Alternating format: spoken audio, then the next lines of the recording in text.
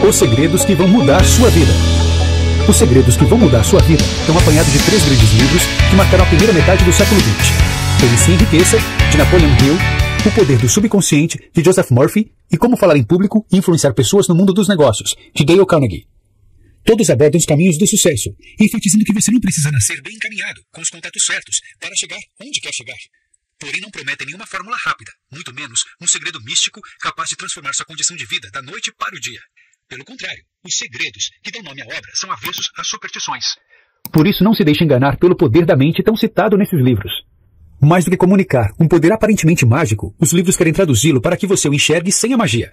As palavras podem enganar você, então procure encontrar as respostas nas entrelinhas. Se houver um segredo oculto, é lá que ele estará. Pense e enriqueça.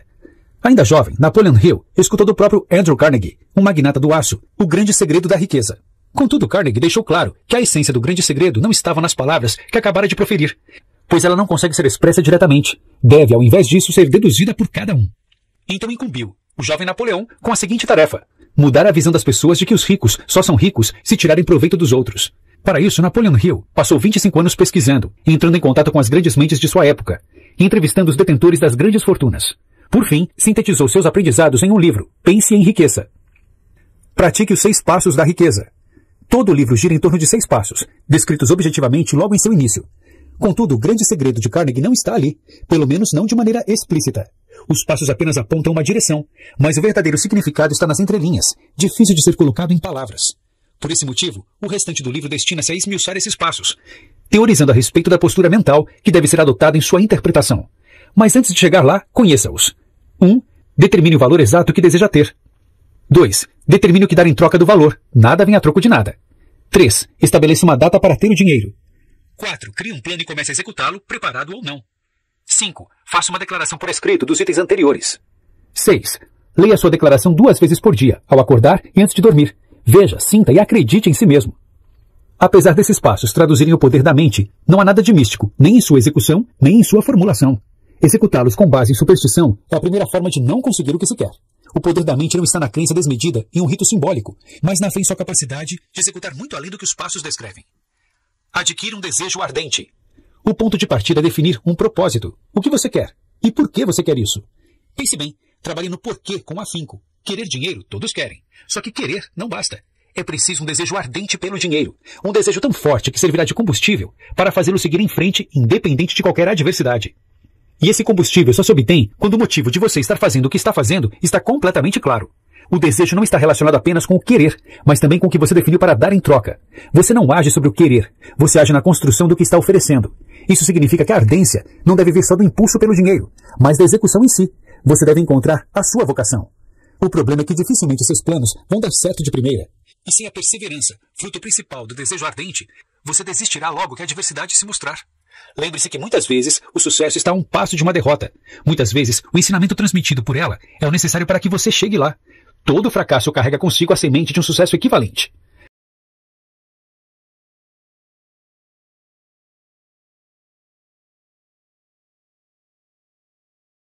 Outra característica fundamental do desejo ardente é a consciência do sucesso. A maioria vive consciente do fracasso, evocando pensamentos de escassez, miséria e derrota. No entanto, ao adquirir um desejo ardente, você muda sua mentalidade para a de abundância e ganha a esperança de que sua ideia louca pode realmente dar certo ao final. Permita-se ser envolvido pela fé. A transmutação do pensamento em algo tangível, do desejo em riqueza, só ocorre sob os estados de espírito corretos. Porém, mais uma vez, não se deixe levar pelas palavras, ou ache que há algo de místico ou supersticioso nessa transmutação.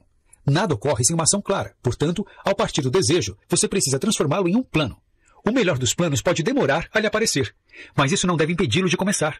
O ponto de virada entre ter o impulso do desejo e começar a executar algo está na fé cultivada em suas ações. Fé é uma palavra que pode evocar interpretações diversas dependendo de quem está lendo, mas aqui ela possui uma definição única. Para entendê-la, precisamos entender o seu surgimento. Após adquirir um desejo ardente, você se torna consciente do sucesso. Essa crença enviada ao seu subconsciente, em resposta, ele lhe oferece o impulso de ação em forma de fé. Fé é, portanto, um estado de espírito propício à ação. Afinal, você faria algo se tivesse certeza que daria errado? No entanto, por mais sincero que seja o seu desejo ardente, pode ser que o seu subconsciente não esteja preparado para deixá-lo no estado de espírito correto. Esse é um ponto delicado. Entenda o subconsciente. O seu funcionamento é simples. Pensamento em conjunto com emoção atrai pensamentos similares. O pensamento em si é fraco, pois precisa de uma emoção apropriada para ganhar força. É como a voz transmitida por ondas de rádio. Para que ela consiga vencer grandes distâncias, precisa ser potencializada, envelopada, dentro de uma banda de frequência maior. O subconsciente é o emissor dessas ondas, porém ele só emite as que já vêm potencializadas. Em síntese, o que ele faz é classificar e registrar os impulsos de pensamento originados pelos 5 sentidos. Porém, essa classificação é posterior à interpretação do que foi captado, e é sobre essa interpretação que as emoções agem. Pense nelas como se fossem um filtro. Quando você está com raiva, percebe um ambiente diferente de quando está feliz, certo? Pois então, é somente o resultado desse filtro que chega ao subconsciente. E quanto mais intensa for a sua emoção, mais forte esse resultado chega e mais forte ele é emitido. O subconsciente é a ligação entre sua mente finita, seus pensamentos conscientes e a inteligência infinita, o grande reservatório de tudo que já foi e será criado. É de lá que suas respostas vêm, e portanto suas ideias, seus planos e sua fé. E a resposta adquirida, o impulso que irá levá-lo a qualquer ação, é sempre equivalente ao que foi emitido. Então, se você vive sob influência maior de emoções negativas, elas atrairão mais emoções negativas. Daí o início se torna mais difícil, pois é preciso ganhar embalo até que as emoções positivas comecem a se cultivar. Para superar esse problema, você deve dominar a autossugestão. Sob uma visão mais ampla, a autossugestão é a comunicação entre o consciente e subconsciente. Nada passa do primeiro ao segundo sem a ajuda dela. Se você perceber algo pelos 5 sentidos que seja irrelevante, isto é, de importância duvidosa, e não suportado por uma emoção forte, essa informação será descartada. No entanto, se você acreditar no que está percebendo, reforçar sua importância com uma emoção e repetir o processo mais de uma vez, enfatiza a autossugestão. Note que você tem o domínio de tudo o que chega ao seu subconsciente, pois para chegar lá é preciso passar pela autossugestão. Esse é um processo espontâneo e que é impossível de ser desligado. O que acontece na maioria das vezes, entretanto, é que a pessoa não o exerce. Você precisa assumir a responsabilidade por aquilo que chega aos seus sentidos e estar presente para eles. Só assim você conseguirá estar no controle.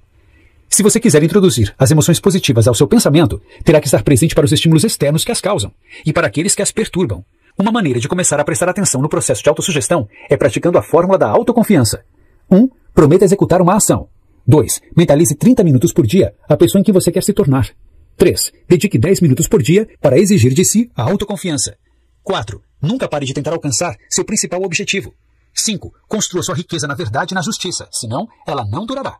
Cada item leva sua atenção para algo positivo.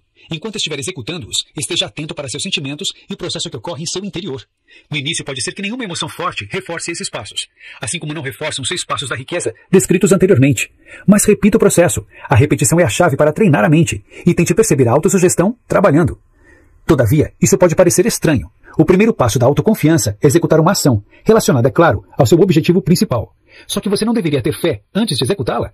E para ter fé, você não precisaria já ter dominado a autossugestão? Não necessariamente. Precisamos de algo que sirva de impulso inicial. Nem todos os planos, e por conseguinte, nem todas as ações precisam vir da inteligência infinita. Esteja atento para os conhecimentos necessários. Para explorar a imaginação sintética, a pedra fundamental de qualquer plano é preciso ter os conhecimentos especializados. Conhecimento não é poder, é apenas poder ou proteção. Porque onde reside o erro das instituições de ensino, elas não conseguem ensinar como organizar e utilizar o conhecimento depois de adquirido. Sem isso, o conhecimento é inútil, incapaz de gerar riqueza. Do que adianta o sistema educacional se ele não ensina o mais importante? Seguindo esse raciocínio, pessoas educadas não são necessariamente as que possuem maior conhecimento, mas aquelas que desenvolveram as capacidades para conseguir qualquer coisa que queiram sem violar o direito dos outros. Por isso é preciso estar sempre atento para não correr atrás do conhecimento apenas por tê-lo. Ele jamais deve ser o fim.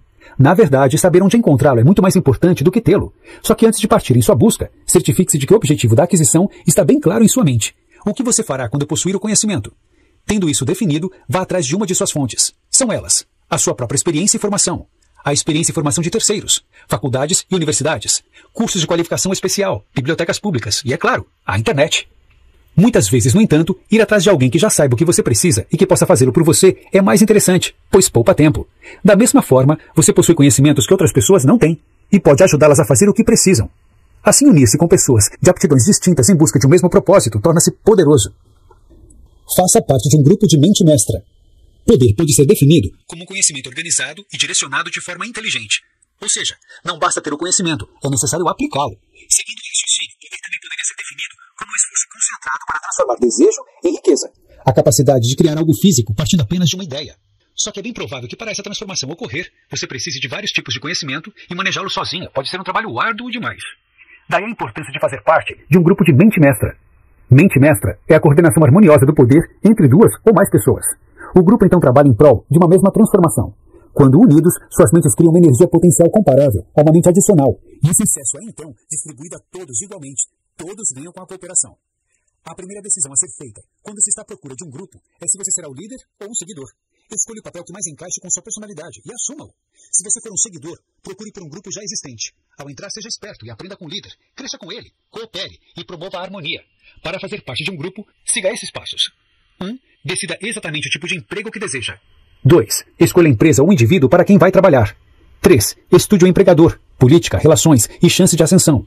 4. Descubra o que oferecer. 5. Esqueça a ideia de obter um emprego aos moldes tradicionais e concentre-se no que oferecer.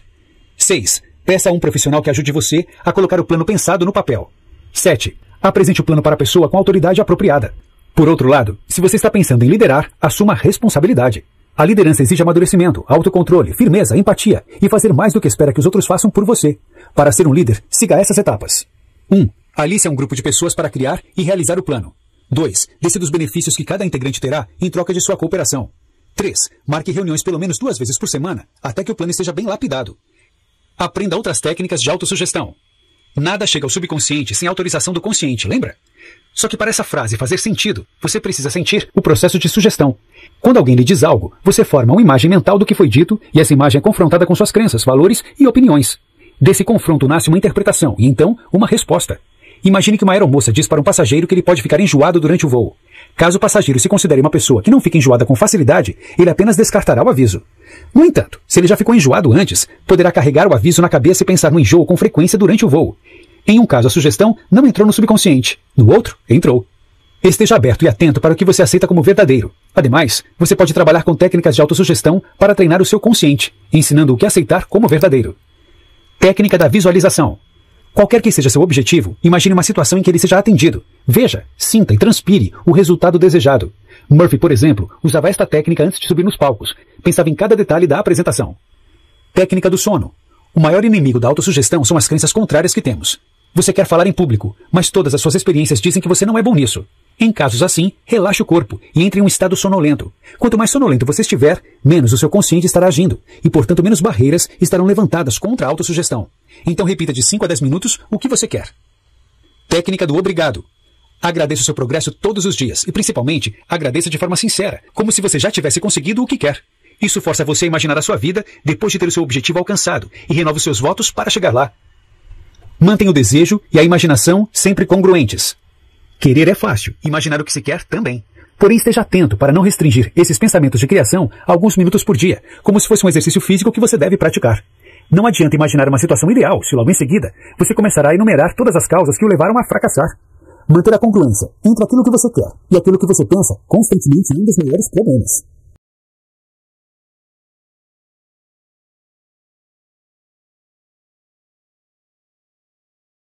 Você não deve realizar as técnicas de autossugestão esperando por um esforço grande, como se fosse haver uma luta feroz entre os seus pensamentos. Se há esforço mental, se você acha que precisa acreditar com força no que quer para conseguir, então está fazendo errado.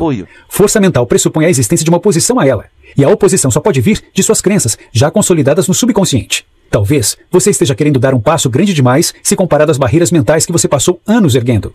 Trabalhe primeiro com elas, recrie-se e amadureça. Recupere a saúde. O subconsciente controla todas as funções do seu corpo: o batimento cardíaco, a dilatação das pupilas, a digestão dos alimentos, o crescimento das unhas e dos pelos, a renovação celular. Sua função é preservar a vida e, portanto, ele busca restaurar a saúde sempre que possível. Mas lembre-se que ele está em constante funcionamento e sempre resulta em uma resposta ao consciente. Se o consciente passa muito tempo em emoções negativas, o subconsciente trabalha em maneiras de preservá-las.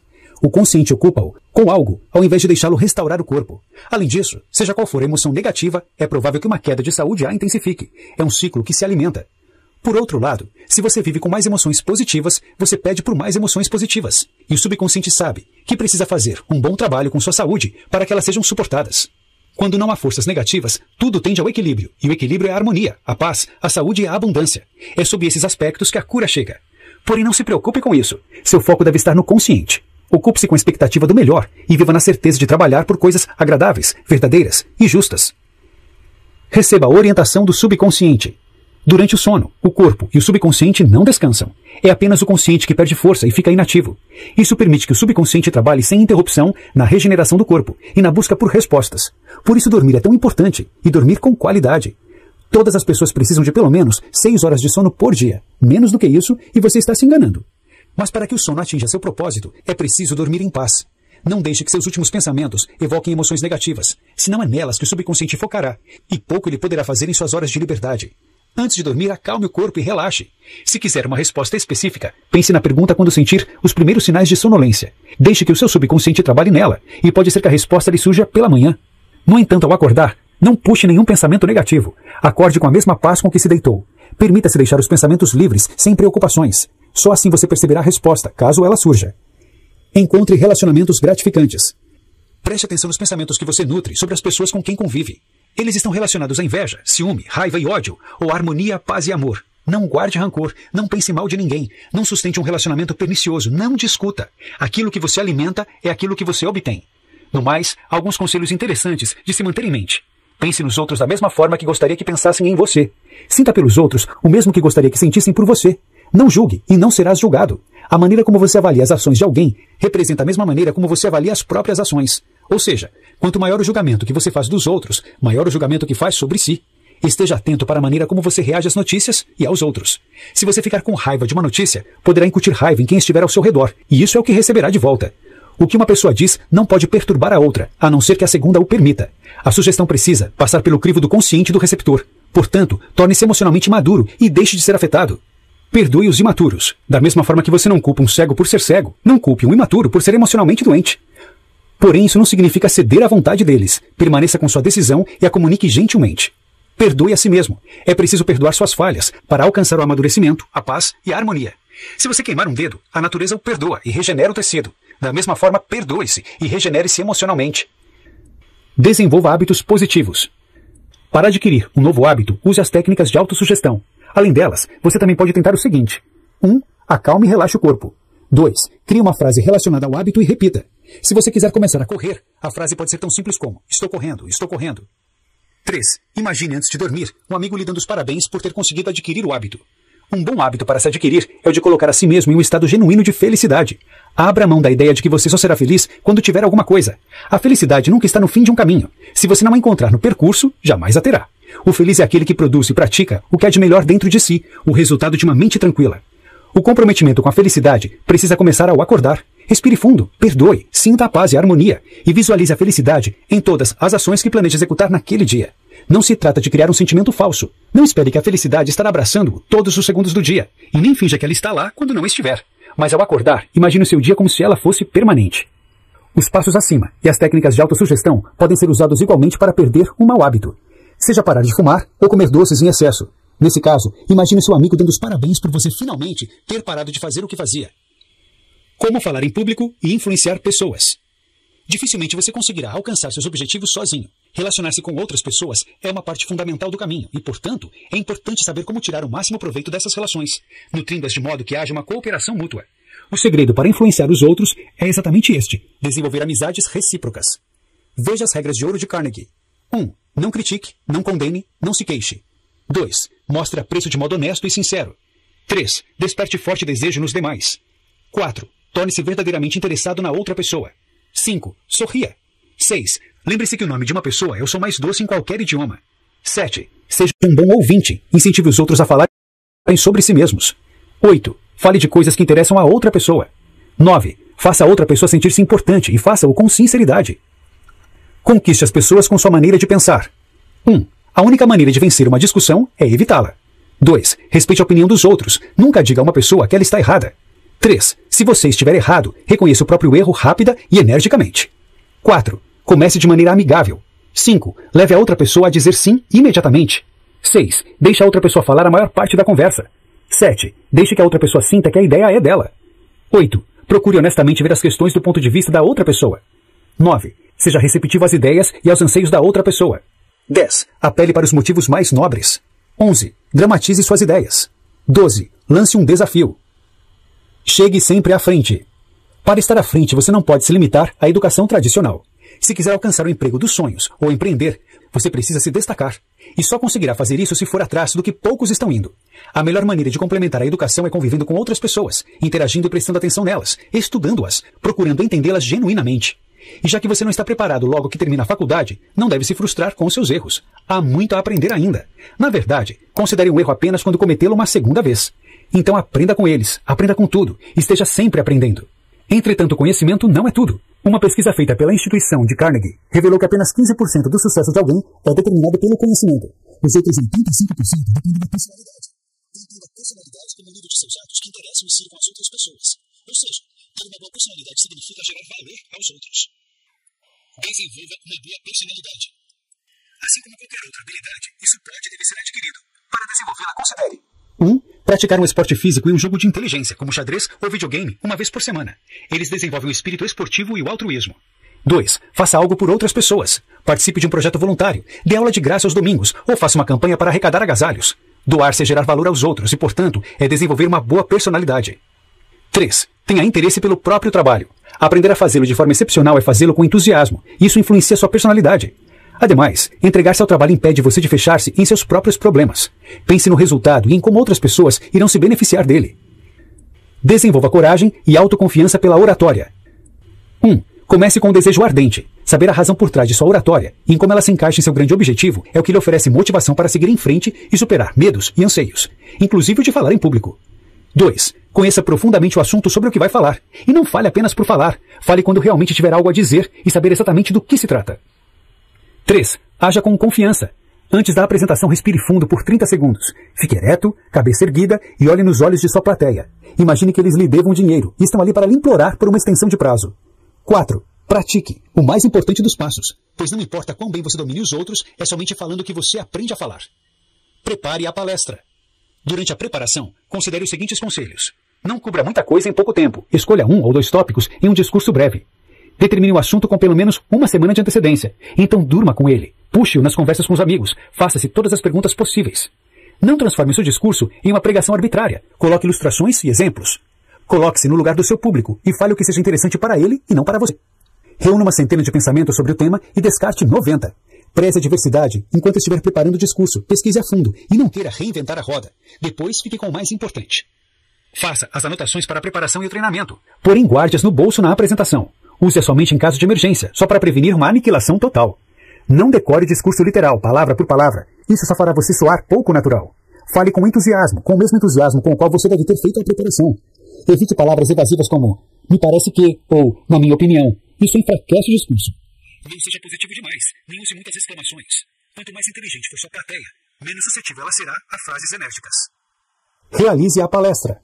Para complementar a boa preparação, há uma dica que sintetiza qualquer outra a ser dada na hora da apresentação. Seja natural. Quanto mais natural você for, menos atenção as pessoas darão a você e mais atenção darão à mensagem. Esse é o propósito de um bom orador. Se sua fala e seus gestos estiverem soando pouco natural, finja que está falando especificamente para uma das pessoas ao fundo da plateia. Fale com ela como se estivessem conversando a sós. Imagine-a fazendo perguntas e as responda. Dito isto, preste atenção a alguns pontos. Fale com entusiasmo e sinceridade. Deixe os sentimentos envolverem seu discurso e apresente-se com o coração. Essa é a melhor forma de se mostrar autêntico. Abra espaço para sua personalidade. Não esteja cansado, portanto planeje bem as horas anteriores ao discurso. Não postergue a preparação. Durma direito e coma corretamente. Não negligencie sua aparência. Parecer desleixado diminuirá o respeito e a credibilidade. Mantenha uma postura correta durante toda a apresentação. Sorria com frequência. Não faça movimentos repetitivos, como girar os polegares, esfregar uma mão na outra ou brincar com algum objeto. Isso apenas distrai a plateia. Notas finais. O poder da mente pode ser visto como uma história de motivação barata ou como um instrumento de feitos sobrenaturais. No entanto, o que esses 3 livros tentam mostrar é que ele não é nem uma coisa, nem outra. Tanto acreditar que ele é um mito, quanto acreditar que ele literalmente move montanhas, são maneiras de se tornar incapaz de utilizá-lo ao seu favor. Entretanto, isso não significa que ele não seja capaz de operar milagres. O subconsciente pode não conseguir tornar você um milionário da noite para o dia, mas certamente pode fazê-lo com o tempo. Isso o torna menos milagroso?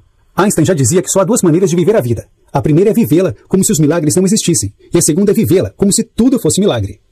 Estar atento para sua interação com o mundo, sob qualquer forma, é estar presente para o que entra no seu subconsciente. Dessa forma você o treina para trabalhar em prol de seus objetivos. Lembre-se, quer você use o poder de forma genuína, quer você o despreze, ele estará sempre em funcionamento.